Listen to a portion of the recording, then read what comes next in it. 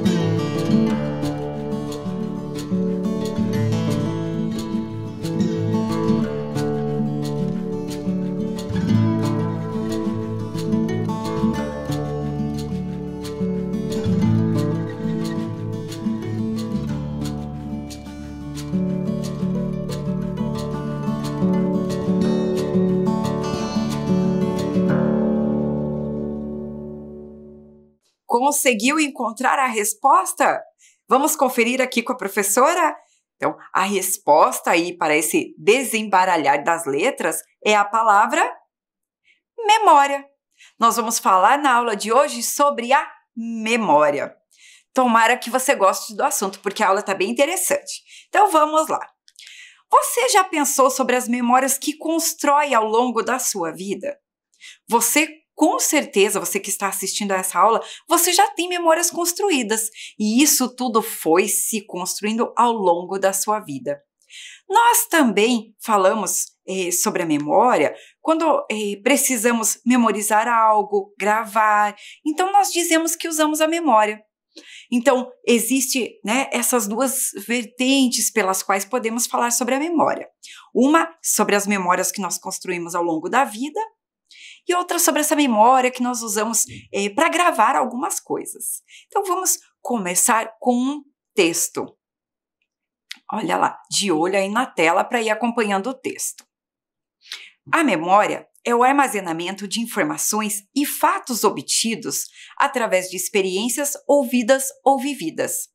Relaciona-se fortemente à aprendizagem, que é a obtenção de novos conhecimentos, pois utiliza a memória para reter tais informações no cérebro.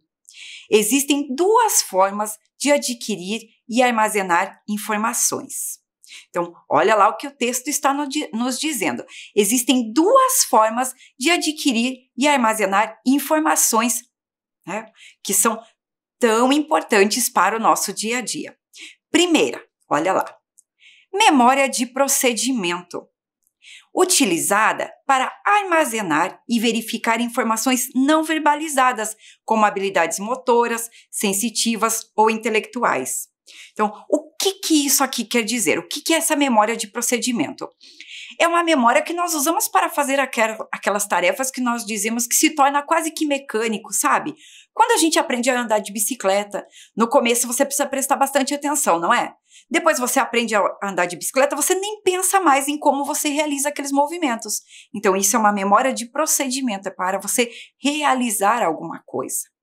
Então, Ficou um pouquinho claro para você? Então, como que a gente pega o talher, né, para nos alimentarmos? Isso é uma memória de procedimento. Já está lá armazenada no cérebro há bastante tempo e a gente nem esquece como que faz. Não é verdade? Então, são essas questões assim, motoras, sensitivas ou intelectuais. Quando alguém aprende a tocar um instrumento musical, isso também faz parte da memória de procedimento. Vamos agora a mais informações que o texto nos traz. Olha lá, então ele disse assim, ó, existem duas formas de adquirir e armazenar informações. Então, a primeira que ele falou foi memória de procedimento. Vamos ver qual que é a próxima? A próxima chama-se memória declarativa, utilizada para armazenar e relembrar fatos ou dados recebidos pelos sentidos, criação de ideias, raciocínios que se subdividem em, olha lá, memória imediata, memória de curto prazo e memória de longo prazo. Provavelmente você já ouviu falar disso em alguma reportagem, em notícias às vezes, né? Às vezes a gente ouve alguma coisa assim nos jornais, nos documentários, fala-se sobre a memória. Então, vamos aos poucos aqui construindo o nosso texto e entendendo juntos. Veja, mas professor, eu estou ouvindo tudo isso, eu tenho que gravar tudo isso que você está falando?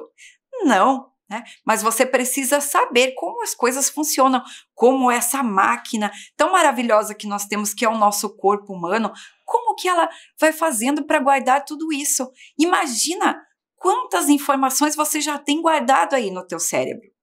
E se você pensar bem, todos os dias nós recebemos milhares de informações, seja pela TV, pelas aulas que você assiste, pelo rádio, pelas conversas que nós temos, pelos sentidos, né, como foi falado ali.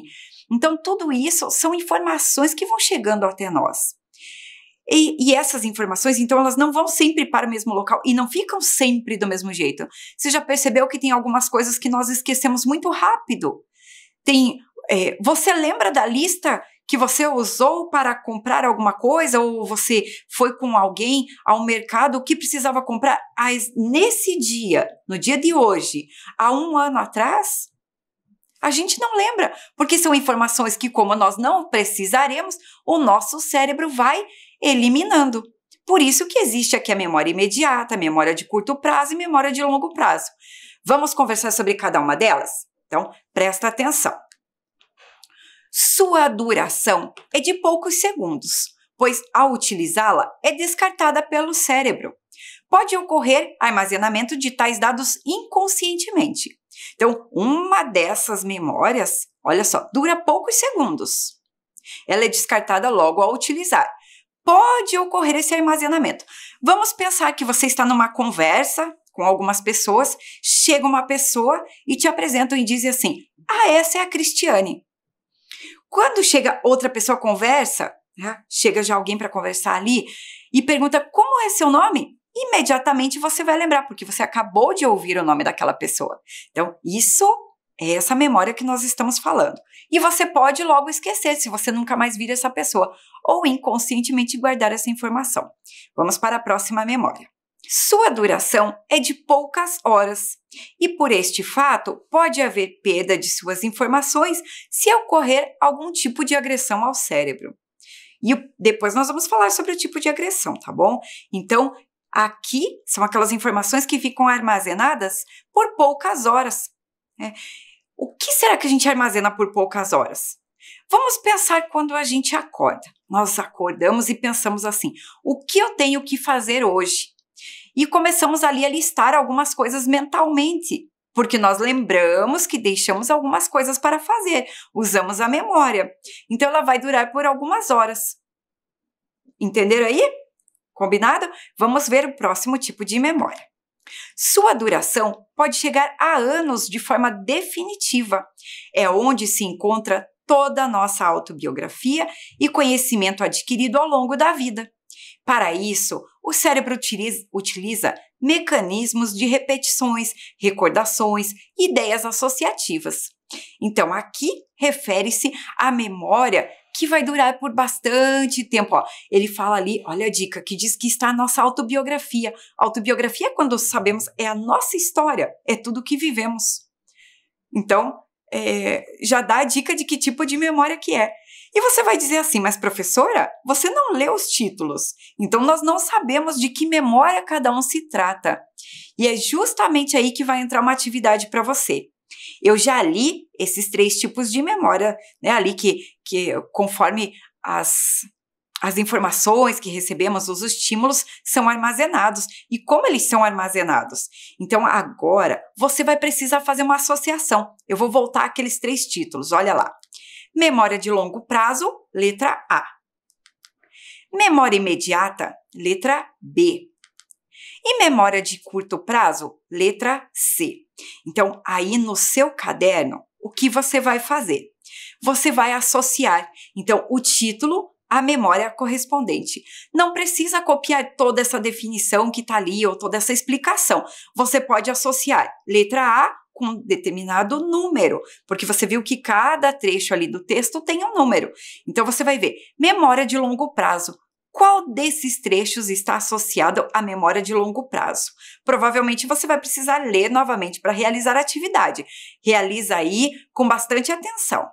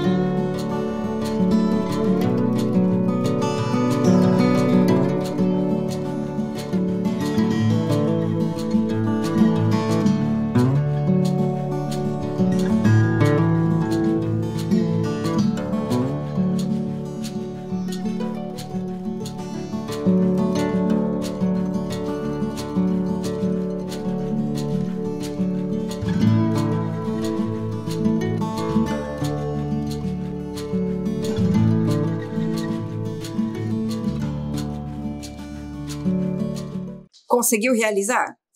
Tentou ao menos realizar? Então, vamos lá, conhecer um pouquinho mais sobre o funcionamento da memória. Vamos às respostas, então vamos conferir com a professora. Olha lá.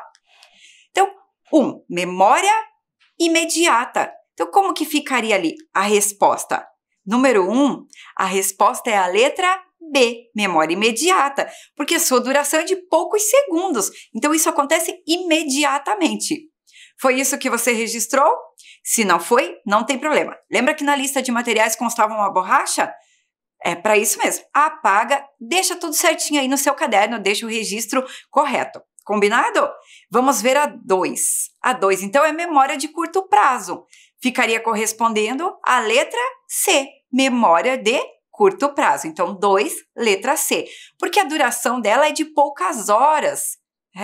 E essas agressões, quando fala ali, essa agressão que pode ocorrer ao cérebro e que pode fazer com que a gente perca algumas dessas informações, pode ser por conta do estresse, a ansiedade. A gente vai falar um pouquinho também sobre isso, tá? Para você não ficar tão curioso, eu vou antecipando alguma coisa. E 3 era a memória de longo prazo. Então, lá o número 3 se associa à letra A. Então, fica 1B, 2C, 3A. Conseguiu? Muito bem. Vamos ver mais um trechinho desse texto. Agora vem uma parte cheia de palavras novas para nós. Presta atenção. O sistema de memorização, envolve o lobo temporal, o neocórtex temporal, hipocampo, amígdala, tálamo, hipotálamo e córtex pré-frontal. Tais regiões cerebrais atuam como armazenadores que classificam fatos e eventos, estímulos sensoriais, respostas emocionais, resolução de problemas e comportamento. Agora parece que deu um nó, não parece? E se a gente colocar uma imagem, será que facilita entender essa parte? Mas não vai ser tudo tão fácil. Eu vou colocar 3 imagens para a gente analisar juntos aí qual delas que pode ser correspondente a esse trecho. Fica de olho na tela. Olha as 3 imagens. Então, ali fala sobre algumas partes do cérebro. E essas partes que ele diz ali são responsáveis por o quê? Responsáveis pela memória. Então, qual das 3 imagens aí que a gente pode descartar imediatamente? Que não tem nenhuma relação ali com as partes do cérebro. Pensou? É a letra C. Ele traz o cérebro, mas a gente pode descartar imediatamente. Vamos ver então agora, restaram 2 imagens. A imagem A e a imagem B. Vamos analisar ali qual delas a gente pode descartar. Porque se o nosso texto fala, olha, que envolve o lobo temporal, neocórtex temporal, hipocampo, amígdala, tálamo, hipotálamo e córtex pré-frontal. Qual das 2 imagens que não fala nada disso? A imagem A ou a imagem B? As 2 trazem partes do cérebro, não é? Mas se você prestar bastante atenção ali na imagem B, ele traz a vista lateral, ali do cérebro, e traz a vista superior. Então, ele mostra ali lobo frontal, traz ali o lobo parietal, lobo occipital e lobo temporal, o hemisfério direito e o hemisfério esquerdo. Mas ele não fala sobre essas partes do cérebro. Então, essa imagem também pode ser descartada. Então, a imagem que se refere ao que nós falamos agora é essa imagem, a imagem A. Lembra, a professora vai falar mais uma vez para você, não é para você guardar todos esses nomes, mas é para você conhecer um pouquinho do funcionamento do nosso cérebro, do nosso corpo e de como coisas tão simples do nosso dia a dia, que é memorizar, lembrar, gravar coisas, como isso acontece de uma forma tão encantadora no nosso corpo. Então fica ali a imagem e as flechinhas para você poder olhar ali algumas das partes que foram faladas, né? Então tem ali o hipocampo, a amígdala, lobo temporal, lobo frontal, o tálamo e ali as áreas da memória. Então essa é só para ilustrar um pouquinho o nosso texto. Muito bem. Gostou de conhecer um pouquinho o nosso cérebro aí, saber como que ele funciona? Mas o texto ainda não acabou. Tem mais um trechinho para ele encerrar. Presta atenção. A memória pode ser desenvolvida e estimulada com técnicas mentais, boa alimentação, cuidados com a ingestão de medicamentos e técnicas de relaxamento. Por isso que disse tanto que a gente tem que cuidar, né, para não deixar, às vezes, o nosso pensamento muito acelerado. A alimentação influencia diretamente, então o cuidado com aquilo que a gente ingere, buscando alimentos de boa qualidade, aqueles alimentos que a gente tem maior facilidade de consumir, os alimentos caseiros, então isso faz bem para o nosso cérebro também, para a nossa memória. E o cuidado com a ingestão de medicamentos é para que a gente não busque o automedicamento, mas que qualquer medicamento que a gente use tenha sempre orientação médica, né? E as técnicas de relaxamento, para a gente não ficar tão acelerado. Gostaram de conhecer o texto?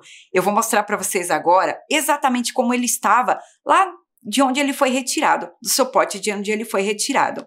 Então, tá aqui, né? Ele era exatamente dessa forma. Ele foi modificado para que a gente pudesse ler e conversar sobre ele ao longo da aula.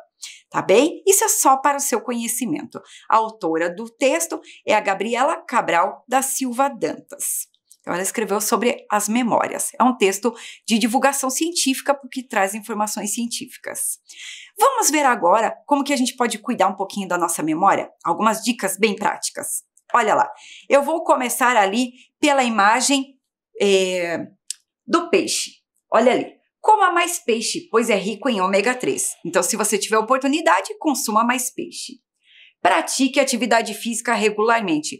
Quando for possível sair, né? A gente também precisa cuidar dessa parte agora da pandemia. Mas quando for possível, se você tiver condições de praticar na sua casa, pratique atividade física.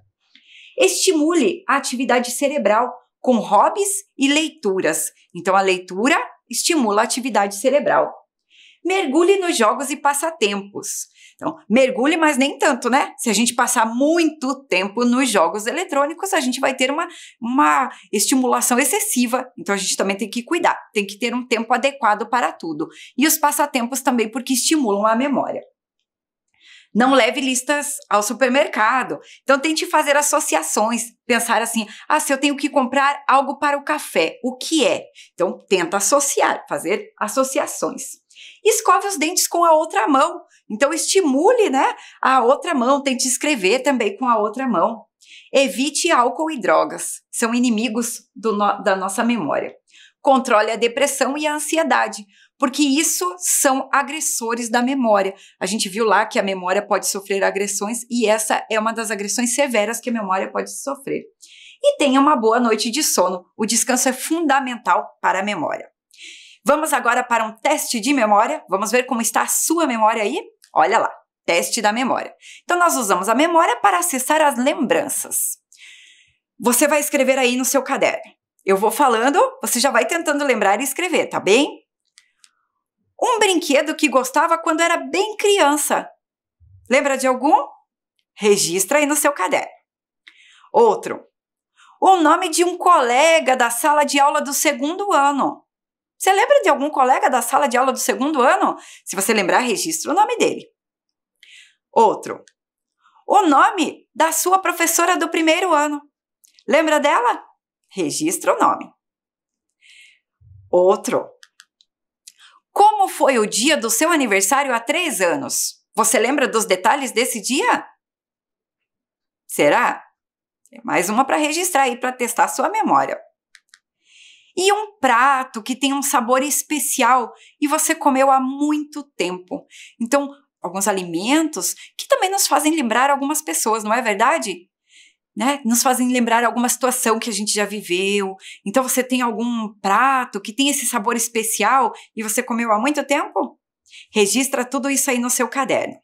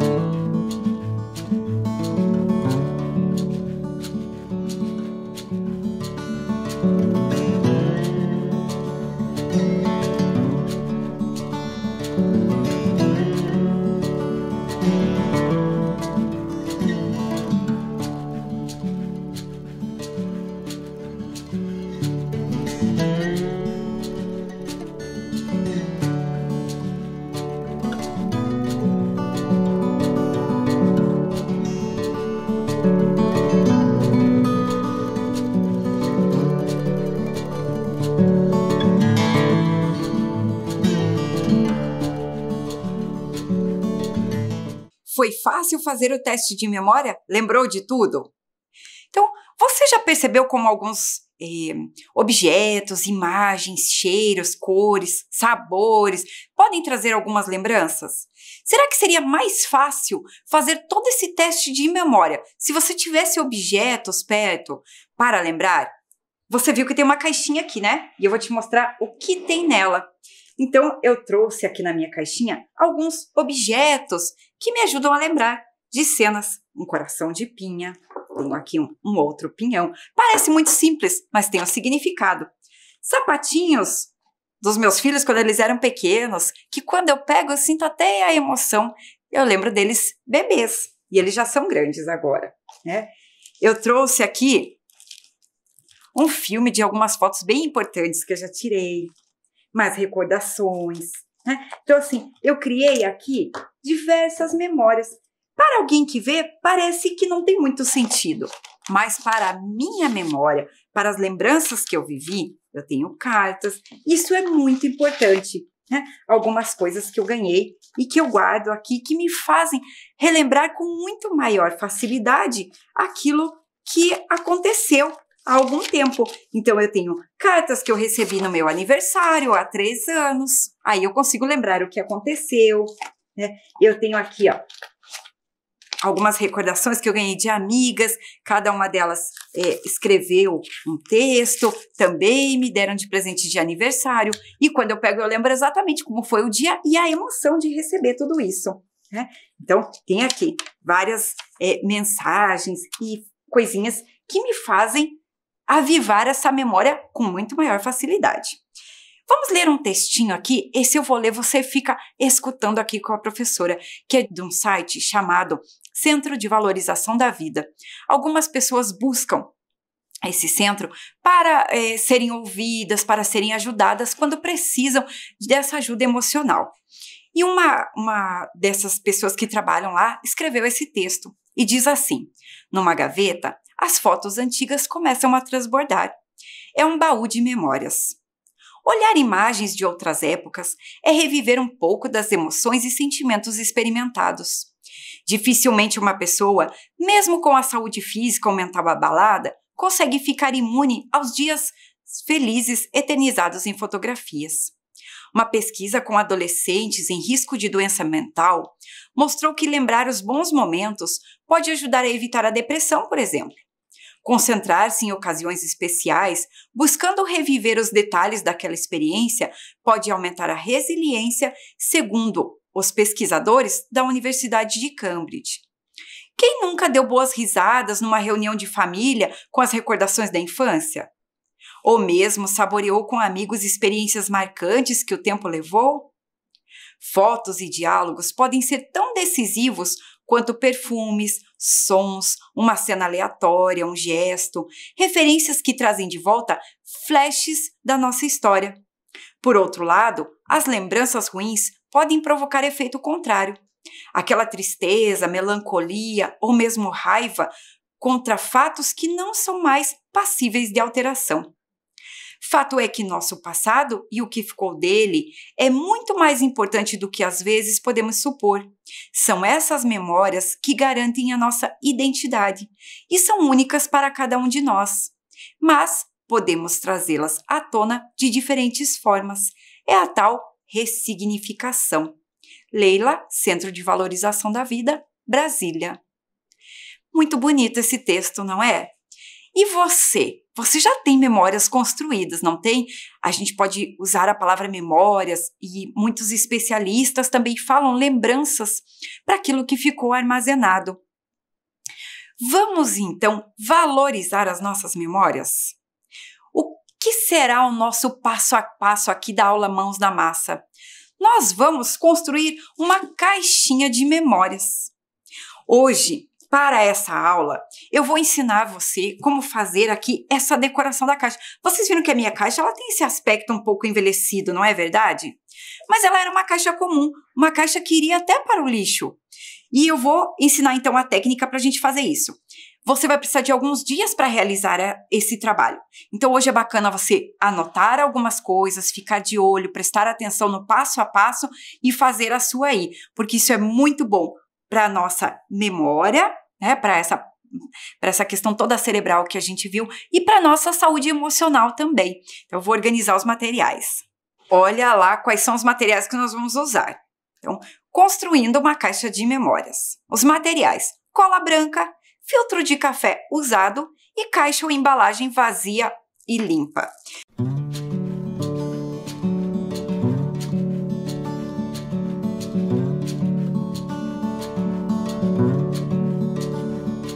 Então, vamos usar os filtros de café. Como que nós vamos fazer? Primeiro, depois que o café for feito, aí onde você está, se você consumir café, senão você pode pedir para alguém que você conheça, filtro usado, tem que deixar esse filtro esfriar, hein? Não vai usar ele quente, porque a gente usa água quente para passar o café. Então, depois que esse filtro esfriar, o primeiro passo, ó, esse aqui foi feito o café há pouco tempo, então ele já está frio. O que eu vou fazer? Eu vou colocar aqui ó, o lixinho. eu retiro o excesso do pó que está nele. Então, esse excesso aqui a gente tira. E depois, olha, com a mão mesmo, é bem simples. Eu vou abrir esse filtro, vou tirar aqui o lixinho, e vou deixar secar. Olha só, professora, pode lavar antes de secar? Não, porque se você lavar, ele não vai ficar com essa cor bonita que a gente quer aqui para dar esse tom de envelhecido. Então, não pode lavar. Então, olha lá, secou, fez o café, esfriou o filtro, né? Depois que estiver bem frio, você abre ele, tira o excesso e deixa secar. De preferência, né, se você tiver algum lugar aí que bata sol, que seja mais arejado, coloca lá. Depois que ele estiver bem sequinho, você vai olhar aqui o meu, ó. Ele tá bem sequinho já. Até o café ele sai, ó. Mas mesmo que a gente bata aqui esse pó de café, ele não sai todo. Então, como que a gente vai fazer? A gente vai pegar uma escova, qualquer escovinha que você tem em casa que esteja seca. E você vai, ó, retirar esse excesso com a escova. Olha que bacana, é bem facinho de fazer. Ele vai ser bem facinho porque já vai estar seco. E quando você retirar, eu posso usar essa escova maior aqui também. Então, tá lá, estou retirando todo esse excesso aqui. Para não fazer bagunça onde vocês estiverem, vocês podem forrar a mesa ou a calçada, onde você puder fazer. Eu usei aquele próprio saquinho que a gente compra as verduras no mercado, sabe? Em vez de jogar fora, eu falei, vou usar para forrar a mesa. E você deixa esse filtro, então, agora, olha lá, que bacana, esse passo a passo aqui. Então, o filtro, ele ficou completamente sem pó, tá vendo? Então, a gente tirou tudo aquilo que estava colado nele. E esse papel, porque o filtro é um papel, ele ficou pronto para o uso. Ele já foi tingido e não vai mais para a natureza. O filtro de café de papel, o papel ele demora de 3 a 6 meses para se decompor na natureza, não é? Depois que ele é descartado. E dependendo da situação que ele estiver, pode chegar até 1 ano, demorar a demora da decomposição desse papel. Então, a gente pode utilizar, reutilizar. Se você pensar que o café, segundo os especialistas, é uma das bebidas mais consumidas no Brasil, imagina o número de filtros que se usa, né? Se uma família fizer café de manhã e no final da tarde, são 2 filtros por dia. Isso em uma família. Imagine em uma semana, seriam 14 filtros, né? Numa casa. Imagine nas outras casas. Então, esse consumo de papel, ele é realmente bastante grande e a gente pode dar um fim mais útil para esse papel. Então, ficou bem claro aqui para vocês que tem que deixar ele secar para poder tirar esse excesso, então, do pó. Professora, quantos filtros que eu vou usar? Depende do que você fizer, né? Eu, para fazer essa embalagem aqui, eu usei 2 filtros. Então, com essa quantidade que tá aqui, né, eu consegui fazer essa embalagem aqui que eu deixei vazia em casa, tá bem? Vamos lá, vamos continuar o nosso passo a passo. Continuando a nossa caixa de memórias. Vocês já viram, então, a gente retira todo aquele excesso, né, o excesso do pó de café ali, abre o filtro e deixa-o secar, limpa todo o resíduo do pó de café que ficou no filtro, que nós temos com a escova, corte o papel em pedaços pequenos, colhe os pedaços de papel sobre a caixa e passe uma camada de cola branca por cima para dar brilho. Então, é um pouquinho demorado o processo porque a gente precisa esperar secar, mas depois de seco é muito gostoso de fazer.